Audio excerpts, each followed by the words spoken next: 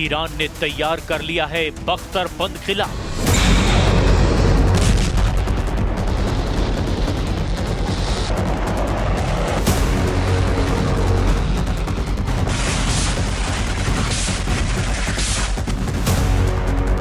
क्या खामनेई के लड़ाके 12 दिन की जंग का बदला लेने वाले हैं?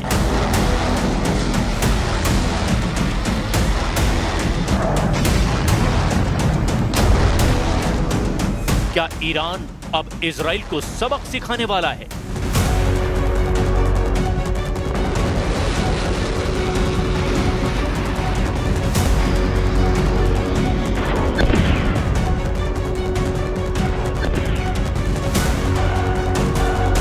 क्या तेहरान ने तबाही का नया अलार्म बजा दिया है?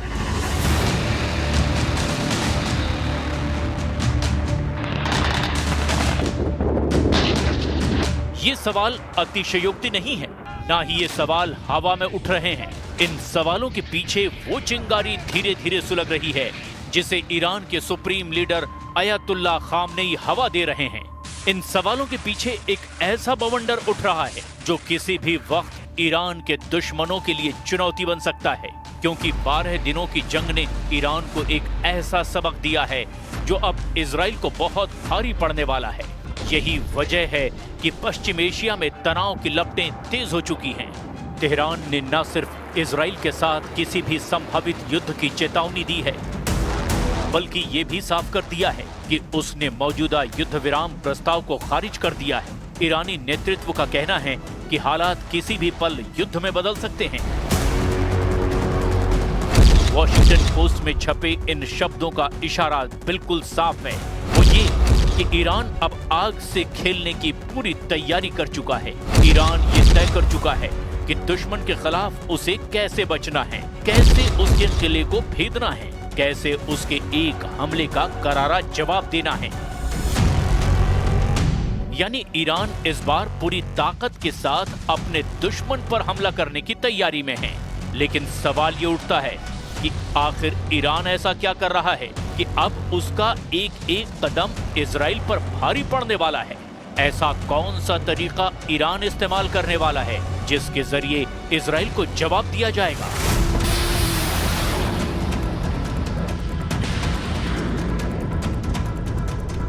यहीं से कहानी उस तरफ मोड़ लेती है जहां से पश्चिम एशिया में महायुद्ध का नया बबल क्रिएट हो रहा है। एक ऐसा बबल जो किसी भी वक्त फूट सकता है, बिना किसी चेतावनी के, बिना किसी आहट के। इसीलिए अब ईरान के उस प्लान को समझना होगा जिसकी वजह से ईरान इजराइल पर भारी पड़ने वाला है। दावा किया जा रहा है कि ये एक ऐसा प्लान है जिसे बेहद सीक्रेट तरीके से अंजाम दिया जा रहा है। इस प्लान को अंजाम तक पहुंचाने के लिए ऐसे तरीकों का इस्तेमाल किया जा रहा है ताकि इजराइल की खुफिया एजेंसी मोसाद को किसी भी एक्शन की भनक न लगे। लेकिन सबसे पहले समझते हैं उस मिलिट्री ड्रिल की कहानी जिसे ईरान ने 12 दिनों तक चली जंग के बाद पहली बार अंजाम दिया।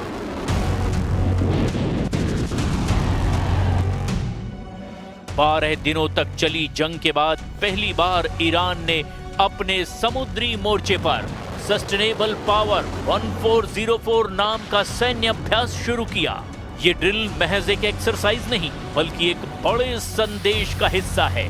फारस की खाड़ी से लेकर ओमान की खाड़ी और अरब सागर तक फैले इस युद्धाभ्यास में ईरान की नौसेना ने अपने सबसे घातक हथियारों का प्रदर्शन किया। ड्रिल में शामिल वॉरशिप ने लंबी दूरी की क्रूज मिसाइलें दागी जिसका लक्ष्य सैकड़ों किलोमीटर दूर समुद्र में तैनात नकली दुश्मन जहाज थे। साथ ही ड्रोन स्वार्मिंग टेक्नोलॉजी का इस्तेमाल करके दिखाया गया कि किस तरह से ईरान एक साथ कई फ्रंट पर दुश्मन को घेर सकता है। ईरानी नौसेना के प्रवक्ता का साफ कहना है, ये अभ्यास हमारी आत्मनिर्भरता और दुश्मन को हर हाल में जवाब देने की क्षमता को दिखाता है। इस ड्रिल के दौरान जो वीडियो सामने आ रहे हैं उसकी धमक पूरे पश्चिम एशिया में सुनाई दे रही है। ईरान के जंगी जहाज एक साथ क्रूज मिसाइलों की बौछार कर रहे हैं। ड्रोन दस्तों के जरिए आसमान में बना सुरक्षा कवच तैयार किया गया। ये तस्वीरें न केवल इजराइल बल्कि अमेरिका और खाड़ी देशों के लिए भी बहुत ज्यादा इंपॉर्टेंट है। सीधा संदेश है कि ईरान किसी भी संभावित युद्ध में समुद्र को अपनी ढाल और हथियार दोनों की तरह इस्तेमाल कर सकता है। इस अभ्यास का मकसद ये दिखाना है कि ईरान अब ओल्ड जनरेशन मिसाइलों पर निर्भर नहीं। 12 दिनों की जंग में जिन मिसाइलों से इजराइल के बड़े शहरों को हिलाया गया था, वो मिसाइलें तो दरअसल पुरानी थी, लेकिन अब ईरान के पास न्यू जनरेशन के मारक हथियार हैं।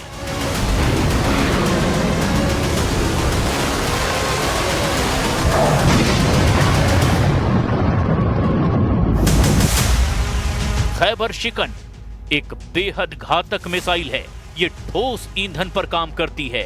इस मिसाइल को लॉन्च करने में महज कुछ मिनट ही लगते हैं और इसकी रेंज है 1400 किलोमीटर तक। इसके अलावा कासिम बसीर जैसी नई तकनीक से लैस मिसाइल जो इलेक्ट्रो ऑप्टिकल और इंफ्रारेड गाइडेड सिस्टम से लैस है, ये किसी भी इलेक्ट्रॉनिक जैमिंग को नाकाम कर सकती है।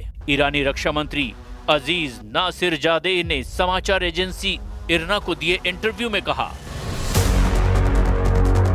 12 दिन के ईरान इजरायली युद्ध में इस्तेमाल की गई मिसाइलें कुछ साल पहले बनाई गई थी। आज हमने पहले की मिसाइलों की तुलना में कहीं ज्यादा क्षमता वाली मिसाइलें बनाई है। ये मिसाइलें हमारे पास हैं। ऐसे में अगर जायोनी दुश्मन फिर से इस साहसिक कार्य पर निकलता है तो हम निसंदेह उसका इस्तेमाल करेंगे। खास बात यह है कि ईरान की इस ड्रिल में एक और चीज देखने को मिली और वो ये कि तेहरान ने एंटी-शिप बैलिस्टिक मिसाइल का भी परीक्षण किया। यानी अगर इजराइल या अमेरिका का कोई युद्धपोत फारस की खाड़ी या अरब सागर में घुसता है तो वो मिनटों में निशाने पर आ सकता है। यही वजह है कि इस अभ्यास को लेकर अमेरिकी नौसेना के बीच बेचैनी साफ देखी जा रही है। इस ड्रिल का सबसे बड़ा संदेश यही है, ईरान अब रिएक्टिव पावर नहीं बल्कि प्रोएक्टिव स्ट्राइक फोर्स बनने की तैयारी कर चुका है।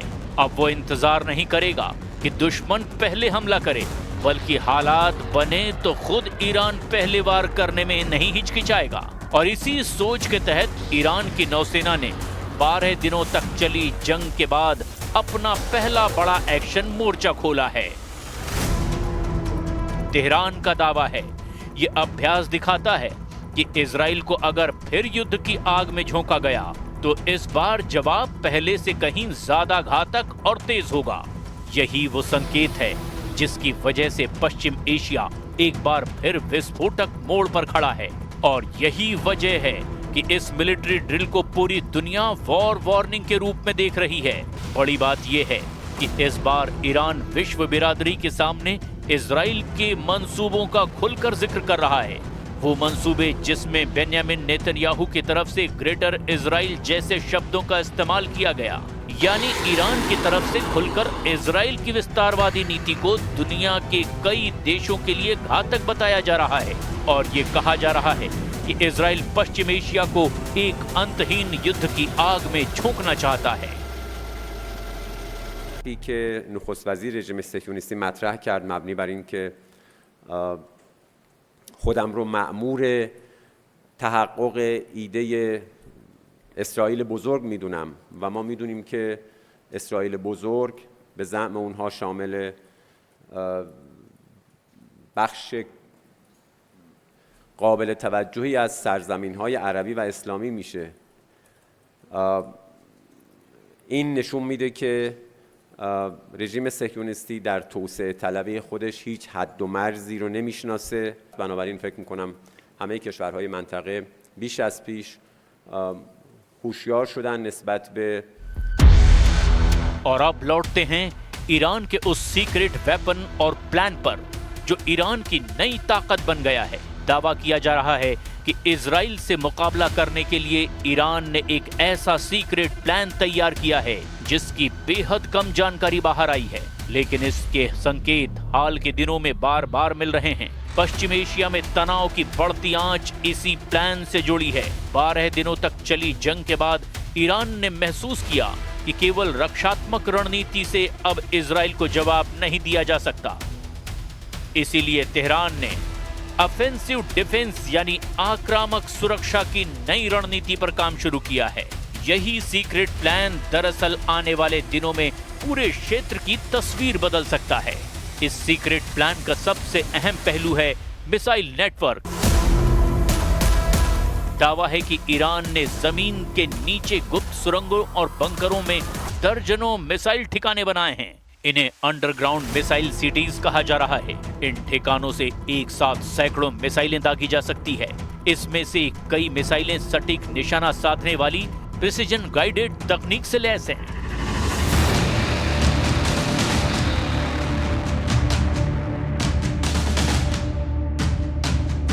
यानी अगर युद्ध हुआ तो तेल अवीव से लेकर हाइफा तक के अहम ठिकाने मिनटों में निशाने पर आ सकते हैं। ईरान के इस सीक्रेट प्लान का दूसरा पहलू है ड्रोन वॉरफेयर। रिपोर्ट के मुताबिक ईरान ने पिछले कुछ महीनों में अपनी ड्रोन तकनीक को बहुत तेजी से अपग्रेड किया है। ड्रोन अब सिर्फ निगरानी के लिए नहीं बल्कि सीधे हमले के लिए भी सक्षम हैं। स्वार्म ड्रोन टेक्नोलॉजी के जरिए एक साथ दर्जनों ड्रोन किसी टारगेट पर धावा बोल सकते हैं। इससे इजराइल के आयरन डोम डिफेंस सिस्टम को ओवरलोड करने का प्लान है। यानी पहले आसमान से सैकड़ों ड्रोन छोड़े जाएंगे ताकि इजराइल की रक्षा प्रणाली व्यस्त हो जाए और फिर उसी दौरान लंबी दूरी की मिसाइलें दाग दी जाए। इसी तरह ईरान के सीक्रेट प्लान का तीसरा और बेहद अहम पहलू है साइबर वार, यानी वो तकनीक जिसका इस्तेमाल इजराइल की तरफ से ईरान के खिलाफ वक्त पर किया जाता रहा है। लेकिन इस बार दावा किया जा रहा है कि ईरान के साइबर कमांड ने पिछले कुछ समय में कई और ट्रायल किए हैं।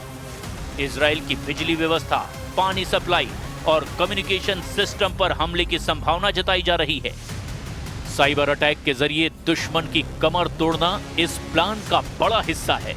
इतना ही नहीं, इजराइल को चौथे और बेहद घातक मोर्चे से भी घेरने की तैयारी की गई है और वो है प्रॉक्सी नेटवर्क। ईरान ने पहले ही हिजबुल्लाह, हूथी विद्रोही और गाजा में हमास जैसे संगठनों को अपने साथ खड़ा कर रखा है।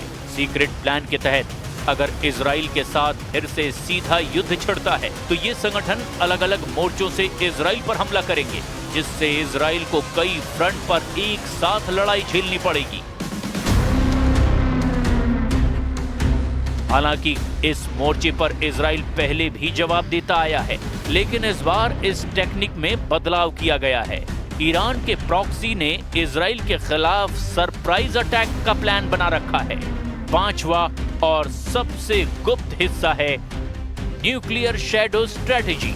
अमेरिकी और इजरायली खुफिया एजेंसियां बार बार दावा करती रही हैं कि वे ईरान की गतिविधियों पर नजर रख रही है, पर सच्चाई तो ये है कि कई बार उन्हें ईरान के नए हथियारों की जानकारी तब मिली है जब उनका परीक्षण हो चुका होता है।